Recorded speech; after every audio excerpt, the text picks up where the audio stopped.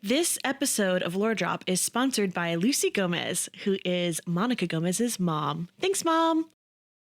Oh, if Aristotle saw What If, he would have a heart attack. Brain explode. He's like, spectacle, don't need it. Or like, not even don't need it, but he's like, this is the least important one. The things that we do with reInvent are the theater equivalent of like the small Victorian child would take a sip of Sprite and die.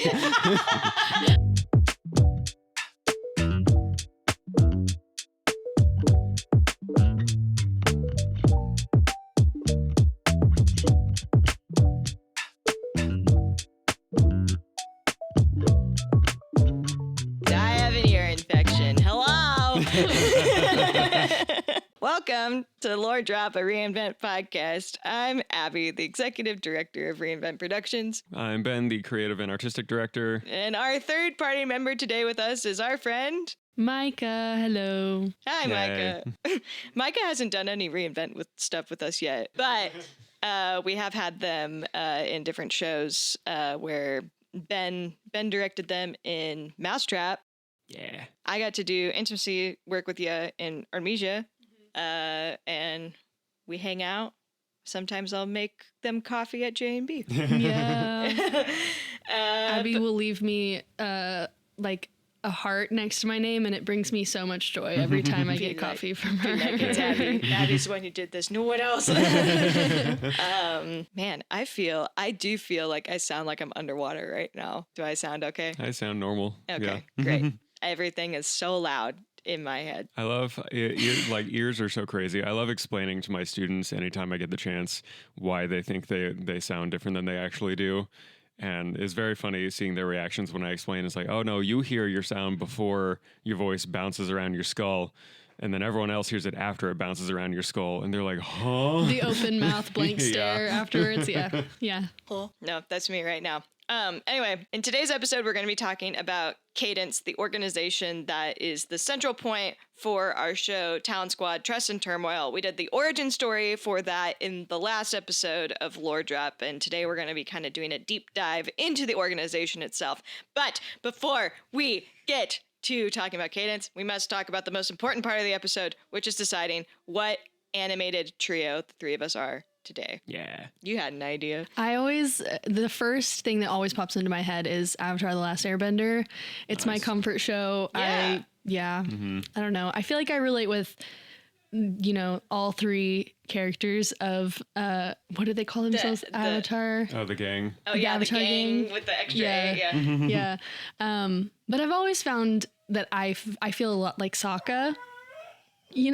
Sylvie also feels like Sokka. I love Sokka. Yeah. Which one do you think me and Ben would be then? Oh gosh, I don't know. Right now, okay, in this era of my life right now, I do truly feel like Katara. That's who I was gonna say for you too. I'm everyone's mom right now. Lost. You take care of things really well, and other people, I feel like. Yeah, and then you burn out. And you crash out, and it's great. Yeah. Anyway, you can be Aang. You gotta shave your head, though. I was going to say I feel like Toph these days. That is actually very accurate. Teaching high school has brought out like a different beast in Ben. In this past 8 months of teaching high school has definitely... One, you've come out of your shell way more. You're already like busted out of your shell, but this energy with the high schoolers is crazy. So, if any of the Coronado kids are listening, hi. Shout out, y'all. Fun stuff. Okay, cool. Nice. Avatar trio today. All right, Ben, tell us about C.A.D.E.N.C.E. So C.A.D.E.N.C.E is an acronym. It stands for the Central Agency for the Defense, Enforcement, and Neutralization of Criminal Entities. When did that become an acronym? About a year ago.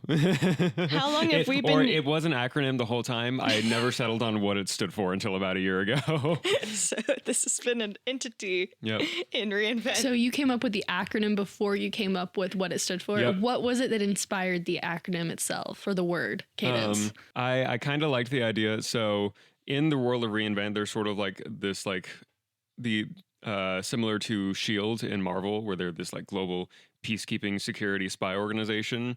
And so I liked the name Cadence as one of like they're trying to keep the rhythm continuous of the world, right? Trying to keep everything on track in that way. So that is where like the initial name came from. But and then it existed for almost 10 years yep. without Wow. knowing what the acronym was. Yeah. I just think that that's funny because Mhm. Cadence is also not a huge focal point for Children of Destiny Cataclysm, Mhm. but it is like one of the characters. Well, several of the characters interact with Cadence Yeah. throughout Mhm. that Cataclysm campaign. Mhm. So anyway, I just Yeah. like to call that out. I just think it's funny. No, absolutely.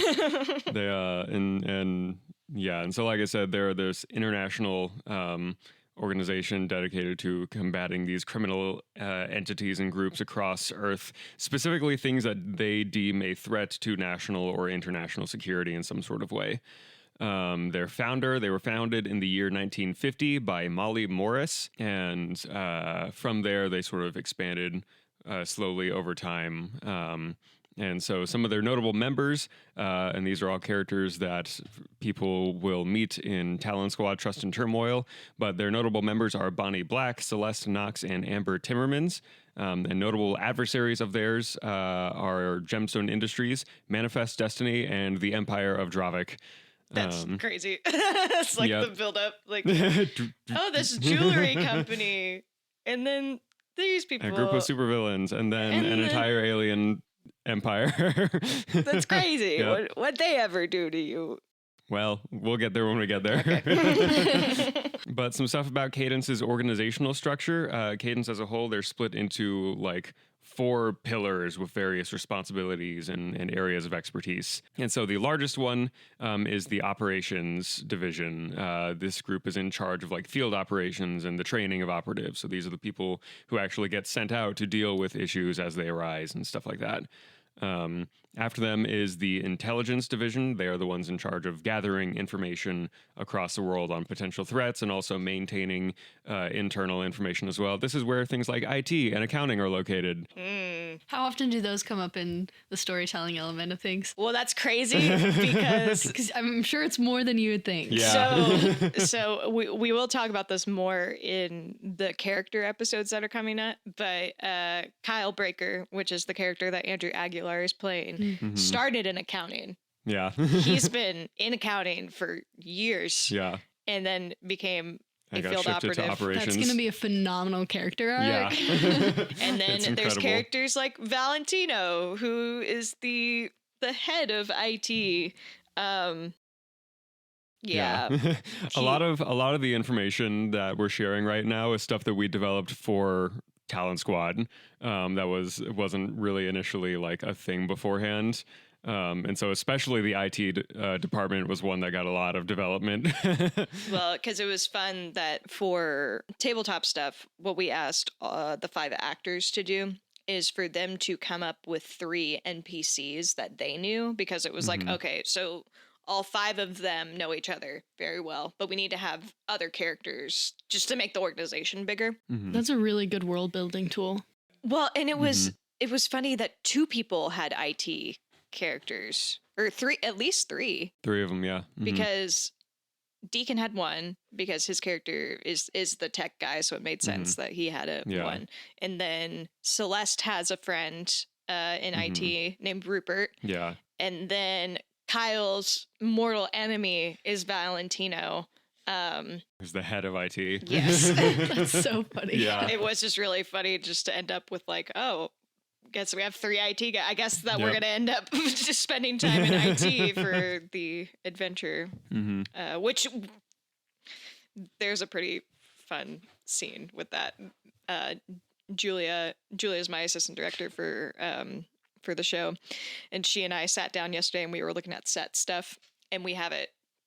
There's a spoiler alert for the staging of the show, Whoa. but we're having the stage like in 5 different zones, so it'll be like a quadrant and then like center, and that'll be like where different stuff is happening. Because I want it to be that the show mimics like just the fast pacedness of a spy movie. So it'll be like, okay, so there's a scene happening in zone 4, and then there isn't gonna be like a complete blackout. Usually it'll like just be like, oh, we're gonna have the lights change, and it'll be like, oh, Very upstage. cut to. Yeah, cut to, all these Yeah, things. yeah. Which is fun because we used the idea of cut to a lot when we were doing improv to develop the show. Yeah. So kind of little things. Yeah. But yes, all that to say, we have a very fun scene in IT where we're going back and forth into two different places in IT. Yeah. I think that's probably going to be my favorite scene to stage. But yeah, I'm getting ahead of myself. I'm so sorry. Tell us more about Cadence. Yeah. The third division of Cadence is the research and development area. In this one, they are in charge of the study and creation of technological and magical equipment. Because again, the world of reInvent lives in both of those areas a lot, and so Cadence also tries to work in those. They're definitely much more on the tech side of things, but their magic division is growing in its own right. And then the last one is support services. And this is sort of the fill in the blank area. This is where everyone else goes, the day-to-day operations type things. So this is where like security is, and janitorial, and the mail room. I forgot, like, when we were playing the tabletop, like how many times the mail person showed up. Yeah. Because the character I was playing in the first arc that we played at the table was not a kind person. And she was a bad guy. Yeah, she was a bad guy. She taunted the party by sending them all handwritten notes. I do remember hearing about this. Yes. Yes. It was quite satisfying to sit in the room and watch. And I gave them to Ben in a specific order. I was like, I would like these to be distributed in this order. And it was, I had a good time. I learned how to draw juice boxes really well for Monica's card. Yeah. It was fun. There's also something that we had said was sort of a like rank or clearance system at one point. So one of the other things that Cadence does, and this is definitely on the sketchier side of things, is that sometimes they will have what is called contractors, which is the lowest level of clearance that they can have. But contractors are people who are being blackmailed into working for Cadence, essentially. Or sometimes it's a like completely free of their own volition internship type thing. Not the internship. But our three main characters in They're all interns. Our three main characters in Children of Destiny Cataclysm are all contractors. So like Severica and Reaper are being strong-armed into working for Cadence to basically like a Suicide Squad type thing, work off their prison sentence. And then Navita is an honest internship for her cleric temple. That's crazy. Yeah. How did... He was the little cleric being like, oh, what's your next mission? What's your like next holy mission? Go work for a spy agency. Yeah. Huh? Okay. Yeah. And then above that is the employee level. So this is the usual people in like support and IT and accounting and all that stuff. From there, we get into like the field agents and stuff. So we have operative and senior operative. And this is when they have been like fresh out of the academy most of the time, right? And cadet is like right underneath of operative. They're still in the training academy. And after senior operative, you get agents and senior agents. And then you get like area and department heads above that. But yeah, so that is the sort of like clearance ladder that we get there as well. And then this was one that actually our players were the ones who came up with this idea of the academy for the operations division, of a training academy that is basically like a 2-year program of like being ready to become a field operative. And so it includes like not just like physical training and stuff like that, but also like classroom type training and work as well, to be able to understand all of the weird like geopolitical things that they're interacting with. And it is possible to fail out of the academy. There's a character featured in Trust and Turmoil who was really great at all of their like combat and field experience, but failed all of their classroom exams. And so they said, you can't be a spy because you're not smart enough. Because you can't read. Idiot. Dang. Yep. He definitely doesn't have a chip on his shoulder about that. Foreshadowing. But yeah, and that's a lot of the stuff that we have set up with the like organizational structure as well. A lot of the times in Cadence as well, there's not really like teams or groups of things. So we have this group of Talon Squad who is entirely unique that there is a group of 5 who is always doing jobs together. Usually people are sent out on like 1 to 2 person jobs and missions and stuff like that. And because they're sort of like, well, if we have less people out there, that's fewer people who know classified information out in the field, less chance for things to get out and leaked and stuff like that. And that does end up leading partially to their downfall. It does bite them in the back. But yeah. Bite them in the back. Yeah. Because we get, so Cadence's first appearance in the world of reInvent, in real world and in like canon stuff, was in 2016 when I started running the first campaign. Like I said, the players were sent by Cadence to investigate these things happening in Dustria City. And so they were part of that Welcome to Dustria City arc. And at the end of that arc, when the players were captured by Gemstone Industries, it was revealed via a news broadcast that the Cadence headquarters was entirely blown up, demolished, gone, and they couldn't get in contact with anyone. And they said, well, our bosses are presumed dead, so I guess we're Free on the agent. market. We're free agents we now. can do whatever we want now. And so the party there in Cataclysm then split up between the Dustria City Police Department and the bandits. And yeah, so that happened. And what happened there was a mysterious dwarf with magical abilities that just walked right on into headquarters and just started demolishing the place. And it was unfortunately an absolute massacre that, and so the director at the time, Director Danford Holland, is believed dead because no one was ever able to find him in the records or anything after that. And so afterwards, so their original headquarters was in the fictional city of Wellsburg in reInvent, which is around roughly the Midwest area. And then afterwards, they moved their headquarters to their backup location in Washington, D.C. What a shift. Having D.C. as a backup is really funny to me. Very funny, yeah. And so that is where we pick up with their like rebuilding and reconsolidating, because they sort of call everyone back after a while. They say, okay, cool, we need to make sure this was an isolated incident, that it's not like a grand attack on all of our Cadence things across the world. And so we pick up with them in the Talon Squad story in the year 2017 in universe. Sorry, can you pause for a second? Yeah. Can you just outline like the timeline of these events for me real quick? Yeah, so so the Cataclysm story starts in October of 2016, and I think it's like October 17th or whatever, that original headquarters blown up, demolished, gone.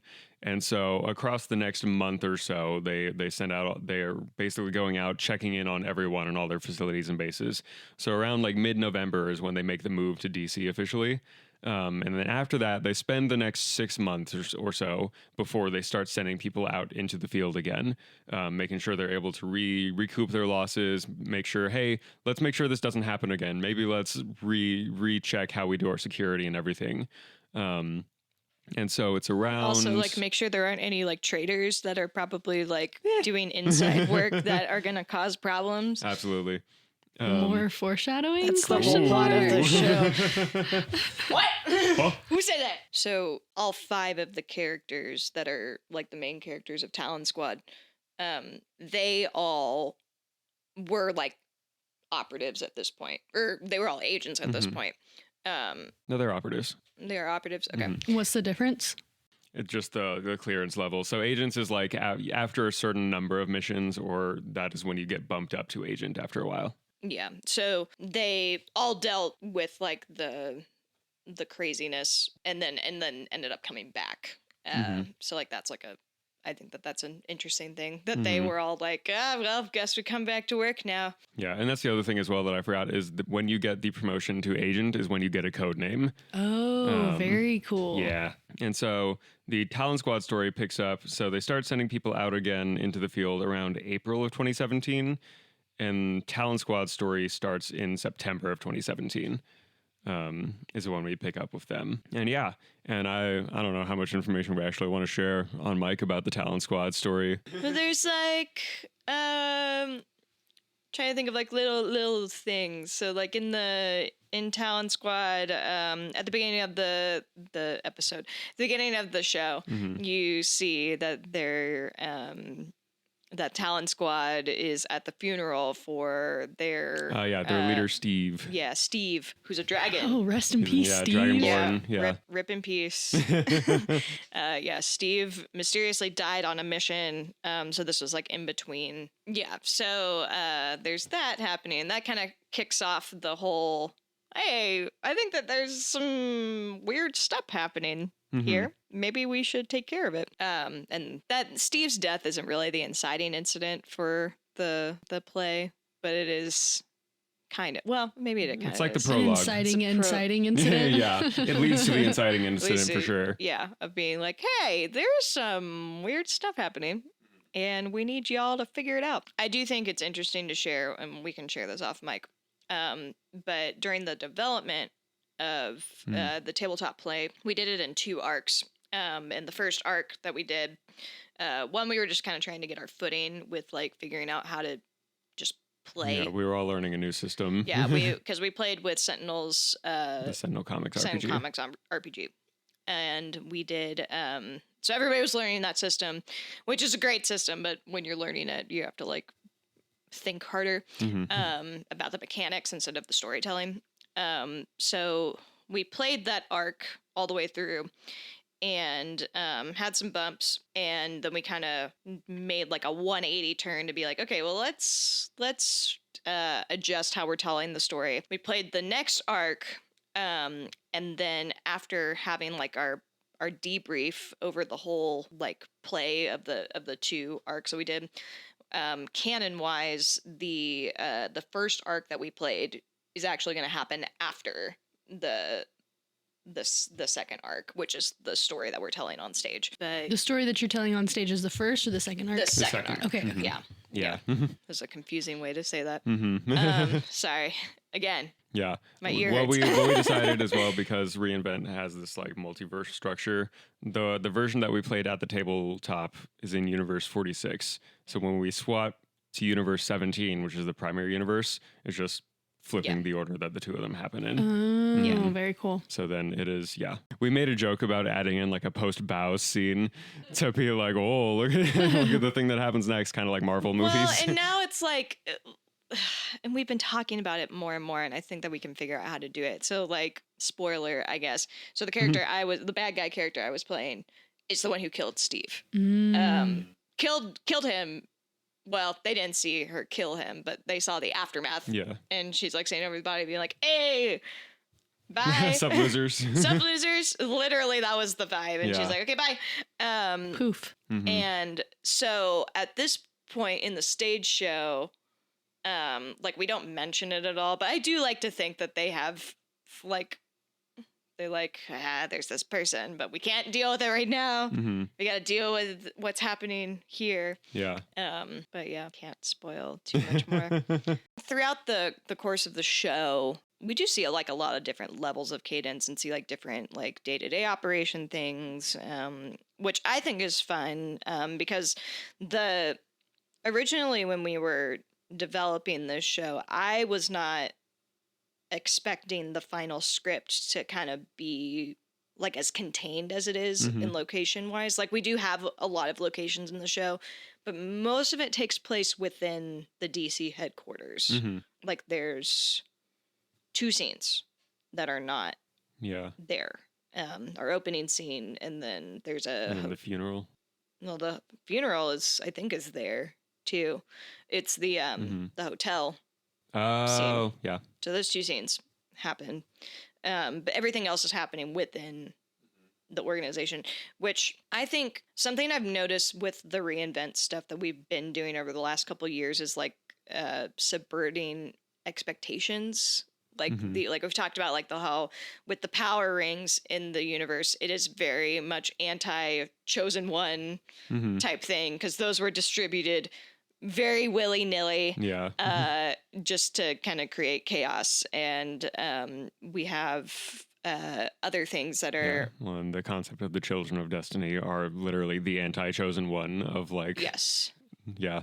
Yeah, so... There is no controlling them type of thing. What I think is fun with the script that Julia and James have written is that it still does feel like I think the pacing of it does clip along. Like I really like the Jason Bourne movies. My mom loves the Jason Bourne movies, but like it kind of clips along like that sort of film. And I think with the way that Julie and I are planning to stage the show, it'll be like that's the goal that we're going for with it. But I think having a show where you're like, oh yeah, it's secret agents, but it does take place like 90% of it takes place in the same building, but still is able to tell a pretty compelling story. I think is nice little fun little subversion of expectations. Well, I'm trying to remember who it was. He has a lot of like theories on performance and stuff. And he said at one point that the most compelling plays, at least, all take place in one location because it's easier to digest for the audience. Oh, yeah. But like you don't have to flip between perspectives and locations and settings and all this stuff. It's easier in terms of production for one thing. Yes. But also for the storytelling. Like it's easier to keep an audience captive if they know what they're focusing on and it's all in one spot. So that's pretty cool. Yeah. Well, and on the flip side of that can be something that's really easy to screw up too. So because you can make it boring. Yes. Right. Yes. And it's like over the past roughly 20 years of watching theater and then doing theater, there have been several times where I've seen shows that I'm almost bored to tears because of like the blocking is just not dynamic and or whatever. And it really depends on what you're doing. And it all art is subjective and all that blah blah blah blah blah. But with I think understanding the message that you're trying to get across with the show is really important from the beginning. And then if you understand that message, you can do whatever blocking you want. And even if you just have a freaking just chair on stage for the entire time and you do the whole show that way, you can make a really compelling performance with that as long as you're staying true to like what the intention of the script is. All that to say, I've seen some really beautiful plays performed, well, not even performed, blocked poorly. And that can really just kill a show, even no matter how beautiful the writing is and how talented the actors are. So hopefully the director for Turmoil gets their act together and makes something good. Crazy. But yeah, no, that's a really great point to bring up, Micah. It might have been Chekhov. Maybe I'm wrong. I don't know. Because it lines up with, I think it's Aristotle's idea of like the three unities of like unity of time and place and of, I don't know what the third one is. I think that's what I'm thinking of. It's not Chekhov. It It's might Aristotle. be as well. I don't Yeah. know. I am We all not steal an from each other. Aristotle hater, but I'm just like I guess. But yeah, because especially I love when that like being in a consolidated location is also a thing that helps narratively as well. One of my favorite plays is The Antelope Party. And that play, aside from like 3 mini scenes, all happens inside of one apartment. And it shows how like the impact and events of a greater community at large can affect and take root inside small social circles. And that's how that spreads in there, right? It is funny to think about. We are a little anti-Aristotle in the sense of the shows that we do. Because like if you think about like the elements of performance that he's like, if Aristotle and saw What If, he would have a heart attack. Brain explode. He's like, spectacle, don't need it, or like not even don't need it, but he's like, this is the least important one. The things that we do with Reinvent are the theater equivalent of like the small Victorian child would take a sip of Sprite and die. Right. A Shakespeare audience would look at the stuff that we've done and be like, huh? What are you doing?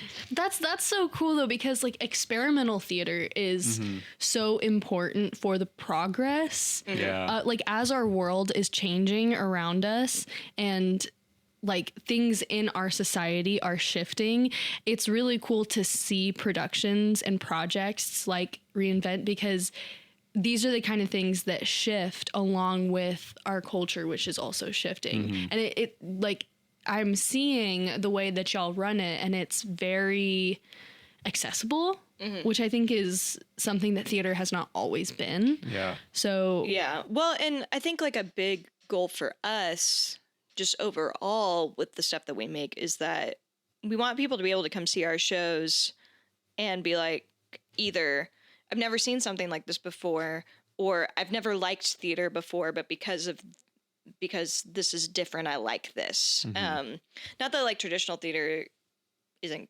great. Like I love a good musical. I enjoy it. But I do know that like there's people like my brother that not a big theater dude. Like he grew up doing theater with me, but that wasn't his interest. At least like the stories that were happening on stage. But then like there's stuff like telling superhero stories or putting pirates on stage, or now we're doing spies on stage.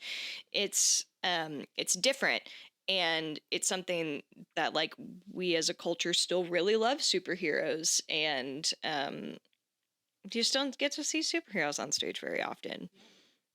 I couldn't tell you. Somebody tell me about a spy play. If there's other spy plays out there that aren't just like historical. As like I can tell you a couple World War II things, but like I'm just like modern. Yeah. yeah. Like I don't know. I just want it's making fun stuff.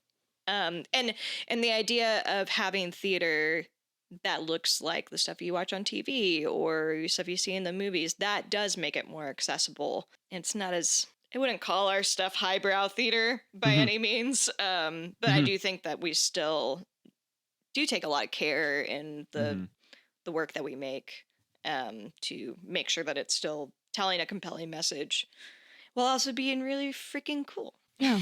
It's the kind of thing that's like y'all create things that are digestible for everybody. Yes. And I feel like theater doesn't always, not every single theater piece does that. Yeah. So it's pretty cool.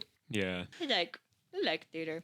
So the next thing that Cadence does in timeline things for the reinvent world, the next time they show up is in 2018, about a year after the Talon Squad stuff, and this is back in Industrious City again.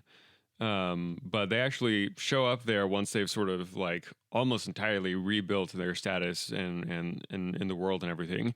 And they show up to try and re-recruit the characters of Severica and Evita and said, hey, you guys were really great, and we missed, you guys fell through the cracks when we were trying to like check in on everyone, but we're here now. And Severica and Evita do in fact reject their offer. They said, no, we're good, pass. But while they are around, they actually happened to show up with a second mission in mind, as they usually do with Cadence. There is a character in the Industrious City story named Adam Dahl, who has the power from his power ring that he can control gravity to an extent. He can only use it on like an individual person or object or thing, right? But he can control like the force and the direction of it. But there's an event when they show up is when the party had just rescued Adam from a kidnapping incident with Andrew Blood, where, and we talk about this in the Andrew Blood episode as well, but Andrew basically kidnaps Adam, and what he does is that he holds him there. He's got him in a parking garage in a car, and he is being subjected to carbon monoxide poisoning. And Andrew is just like, hey, we're in public. You can't start a fight with me. I'm an upstanding citizen of this city. But you have about 3 minutes until things are not so good for Adam. And so the party goes and they save Adam from this thing. But they were just over. This was one of the things that it was a little bit cruel of me as a DM at the table. Because I did my research before that session of like, hey, how long does it take to have like irreversible brain damage from carbon monoxide poisoning? And it's roughly 3 to 3.5 minutes. And so I said, said that, and I set a timer. And I said, all right, what do you want to do? This was like the Evil Ben era. And so, and they found him like around like 3:45. Was what they found. And so I was like, cool, he's not dead by any means, but he is unconscious, and you know, who knows what's going to happen when he does wake up. And so they brought him back to their base, and that's when Cadence showed up and said, oh, by the way, we're here for him. And they said, I'm sorry, what happened to him? Now we really need to take him with us, because the thought of, and this was a little bit inspired by the Logan movie with the idea of like what happens if Professor X, a massively powerful telepath, gets dementia. That's Oh. really scary. Yeah. And so it's like, what happens if someone who can control gravity, like what could Gets happen brain if he's damage. has some brain damage going on, right? And so they were able to figure out, and they're like, wait, what if we can get the power ring off of him, and then that's not a problem anymore? And so they apply a tourniquet, and then the power ring, because it stops detecting that like heartbeat, basically it just boop, pops right off. And Cadence says, cool, that's fine, we're still going to take him just to monitor for a little bit. And then what Cadence does after that, I was like, where do they take him? they have a fancy little thing called the Satellite Containment Facility, and it is a superpowered prison in a satellite orbiting Earth. Ooh. And so they send Adam up to that satellite, and Adam is there for 7 years. They don't send him back ever.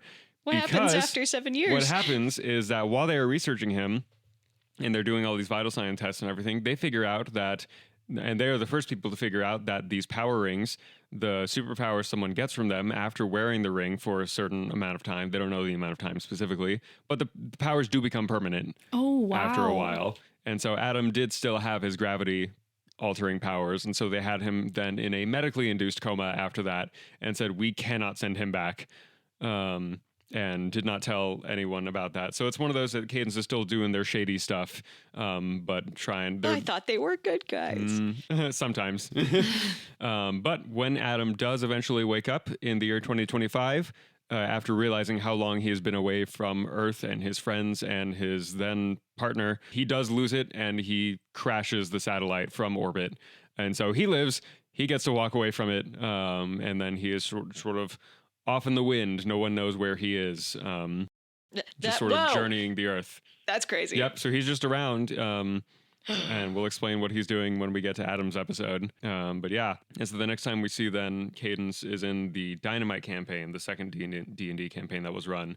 That campaign spans 2025 into 2026. And so they show up in that one because in that campaign, that is when the Empire of Dravik, an alien empire, invades Earth. And so all of the sort of like good and semi-good aligned groups on Earth sort of band together, form this Earth Defense Legion. People that don't want the Earth to be run by aliens. Yes. So they all team up, and Cadence is part of that group, and so Cadence is really the ones on like the front lines fighting directly against the aliens there, while everyone else is sort of doing their specific jobs and tasks around the planet to help and get like specific things going on. And that is really their main contribution to that part of the story. They don't show up outside of that in that campaign.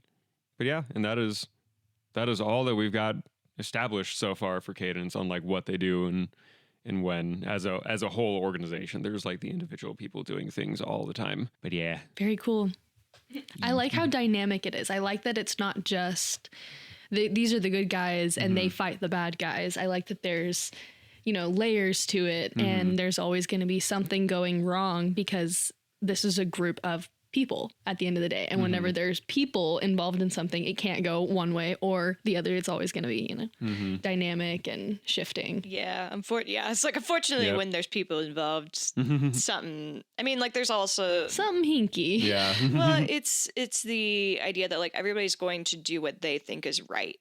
And if some people are like, oh, the right thing is to save people, and other people are like, the right thing is to save myself, and to have money, and blah blah blah blah. Well, and what their definition of saving people looks like, right? Yeah. Because especially part of the thing, and this is one of the subplots in the Talon Squad story, is someone in Cadence has made a list of every superpowered individual on the planet. Like a hit list, or just like a just record? a list, just like a record. And they are classified into threat level, further from that, and also like criminal activity records, right? And so someone could interpret that as a hit list. Yeah. It's just a list. Yeah, but so that's there are people who are like, hey, keeping people safe is just keeping track of them, and there are other people who are like, keeping people safe is making sure that they can't hurt anyone else, right? And all these different things. So yeah, and that's where the conflict within the organization comes from. Well, and that's even like that's a topic that came up a little bit in Ordinary Heroes, there was like one of the issues in that further, like towards the end of the show, was that the heroes were at war with each other because there was one group that was like, we need to be better than the villains. We need to make sure that like we are holding ourselves to a higher standard. And the other group of them were like, we need to put these guys down because they're bad guys. But then the other half is like, but if we kill them, we're no better than them. Yep. So like those two ideologies viciously clashing with each other. Same idea. But then there are certain people who are not asking for permission to be like, oh, well, let's like talk about this. They're just like, I'm just going to do this. And it'll be fine. Because they do have, there are a lot of hit missions in C.A.D.E.N.C.E. That is the character of Amber Timmermans. She is a senior agent, and her code name is Hitman. And that is 100% of the missions she goes on are to kill people. Yeah. She's such a fun character. That's the character. So I'm doing a devised piece with Youth Artist Guild Lubbock. And like, so we talked about the Trust and Turmoil story, and then so we're making a story about a young Amber like before she joins C.A.D.E.N.C.E. And that's just been really fun. It's been fun to like think about like, oh, how does somebody who of this caliber of skill, like where did she come from? And that's been fun to play with the kids. They're also like really into cults, so like that's like the thing. That's like the whole mission is that Amber's trying to infiltrate a cult or something, and I'm just like, okay. This might as well happen. So we'll figure it out. But yeah, it's fun to get to talk to people who don't like know as much about like the world. Because like some of our people like have been like immersed in this a little bit more, so they like know more of the ins and outs, and then other people like know more about certain other elements, but then come in and are like learning more. I like that we get to have conversations with people like you who have a background in like improv and playing D&D and stuff like that. You've got great insights, but still we get to be like, hey, here's our cool thing. What do you think? Yeah, absolutely. But it's fun. Before we wrap up today, Micah, is there anything you want to shout out? Sure. Yeah. My improv group, we are Phase 3 Comedy, and we perform once a month at Johnny Velvet in Lubbock. And then we do other performances around Lubbock, throughout the year. But you can always find us on Instagram, Facebook, Phase 3 Comedy. We've got fun stuff going on over there. I think that's pretty much it that I'm working on right now. And hopefully we'll get to collaborate with Phase 3 at some point. Yeah. We had Holly come in to some of our devising rehearsals, and her insight was like really great, especially with the long form improv. Yeah. Phase 3 does a lot of long form improv, which is why we get along pretty well, because like we like using long form stuff for our devising. So they're fun. There's so much great improv going on. If you really like long form stuff, definitely check out Phase 3.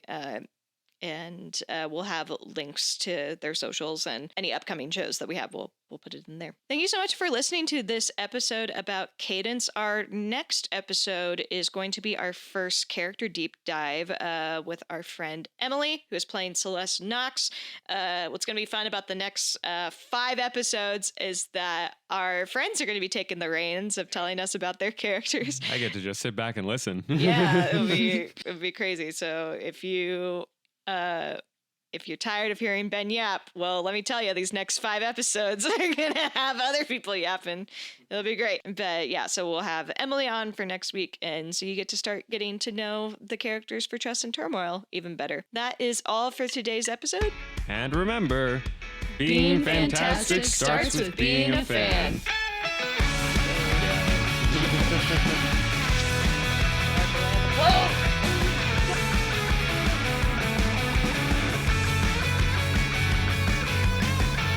Reinvent Productions is proudly sponsored by 5 Points Corporation Lubbock and Savannah Rashida Photography, as well as our other wonderful community patrons. Our home base in Lubbock is Hollingsworth Hall Cultural Center at 4228 Boston Avenue. For more information on how to support our 501c3 organization, you can check out our website at www.reinvent-productions.com. To directly support our upcoming audio drama, you can become a Lore Drop sponsor. For just $10, you can sponsor an episode of this podcast.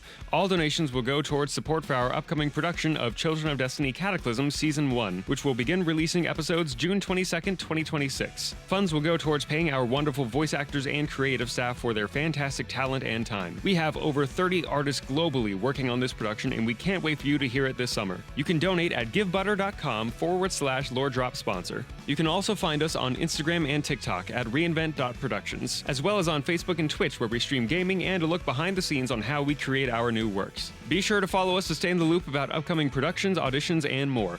Thank you so much for listening, and we'll catch you in the next episode of Lore Drop.